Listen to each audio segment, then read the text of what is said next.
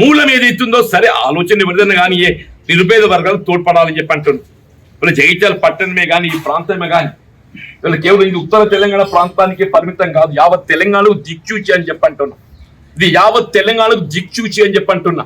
కాబట్టి వారు కేసీఆర్ గారు ఏదైతుందో జగిత్యాలలో బహిరంగ సభ ఏర్పాటు చేయాలని చెప్పి తలంచి వారి వీళ్ళ జగిత్యాలలో బహిరంగ సభ ఏర్పాటు చేసి తలంచడానికి కారణం ఏదైతున్నదో వీళ్ళ ఉత్తర తెలంగాణకు జగిత్యాల ఏదైతుందో నడిగడ్డ ఇది ఏదైతే దిక్కు భావిస్తామో ఉత్తర తెలంగాణ యావత్ తెలంగాణకి ఏదైతుందో ఇది మార్గదర్శనం కాబోతుంది అని చెప్పండి.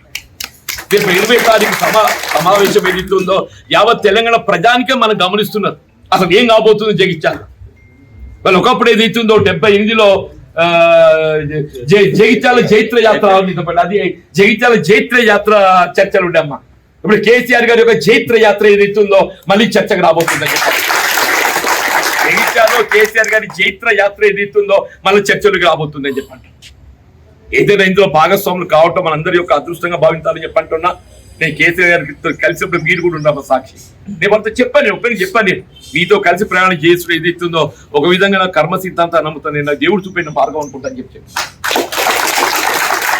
తప్పకుండా భవిష్యత్తు లోపల ఏదైతుందో తెలంగాణ రాష్ట్ర నిర్మాణం పునర్నిర్మాణం కొరకు భవిష్యత్తు కేసీఆర్ గారు ముఖ్యమంత్రి కావడమే దానికి ఏకైక మార్గం అని చెప్పాను. కేసీఆర్ గారు ముఖ్యమంత్రి కావడానికి కొరకు తిరిగి రాష్ట్రంలో బీఆర్ఎస్ ప్రభుత్వం ఏర్పడడానికి కొరకు అందరం కూడా కలిసి కట్టుగా ఏదైతుందో మరి కలిసి ప్రయాణం చేద్దాం. మరి బీఆర్ఎస్ పార్టీ బలోపేతం దానికోసం అందరూ కృషి చేద్దామని చెప్పి అంటున్నా. ఇందులో భాగంగా సోదరుడు హరిచరణ్ పాత మిత్రుడు వాళ్ళు ఇక్కడ జిల్లా పరిషత్ వైస్ చైర్మన్ గా ఇప్పుడు కృషి చేసిండు.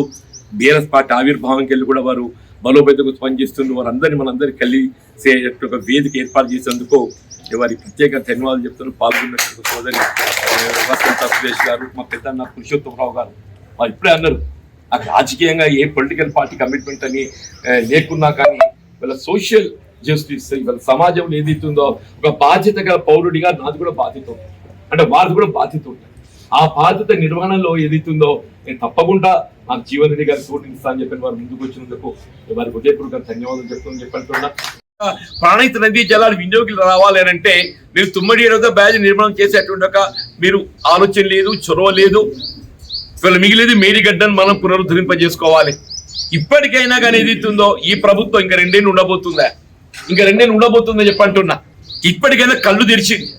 ఇప్పటికే కళ్ళు తెరిచి నిన్నదాకా ఏమనుకున్నది మేడిగడ్డ సాగు పెట్టి కేసీఆర్ గారిని దోషిగా నిలబెట్టే ప్రయత్నం చేసింది.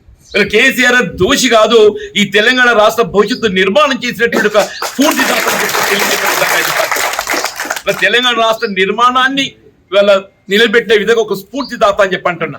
వీళ్ళ మీరు గత వారం రోజులు గమనిస్తుంటే ఏ విధంగా కాళేశ్వరం ప్రాజెక్టు పునరుద్ధరింప చేసుకోగలుగుతాము, మేడిగడ్డ బ్యారేజ్ పునరుద్ధరింప చేసుకోగలుగుతాం అనే ఒక ఇవాళ ఎందుకంటే దోషి అయిపోతున్నాడు.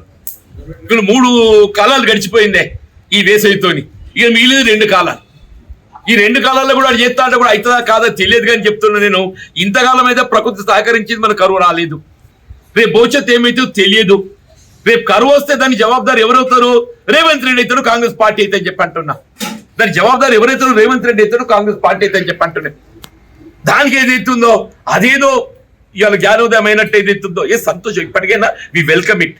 కాళేశ్వరం ప్రాజెక్టు పునరుద్ధరింపబడటమే ఇలా తెలంగాణ రాష్ట్ర భవిష్యత్తుకు అది ఏకైక మార్గం అని చెప్పంటున్నాను. ఇప్పటికైనా కాంగ్రెస్ ప్రభుత్వం రేవంత్ రెడ్డి గారు వాస్తవానికి అనుగుణంగా కళ్ళు తెరిచినందుకు నేను సంతోషం అని చెప్పంటుండే. ఇవాళ మేడిగడ్డ కానీ అన్నారం కానీ సుందెల బ్యారేజ్ నిర్మాణం తక్షణం పునరుద్ధరింపజేయబడాలి. మరి సంవత్సర కాలంలో చేసే సంతోషం నాయన.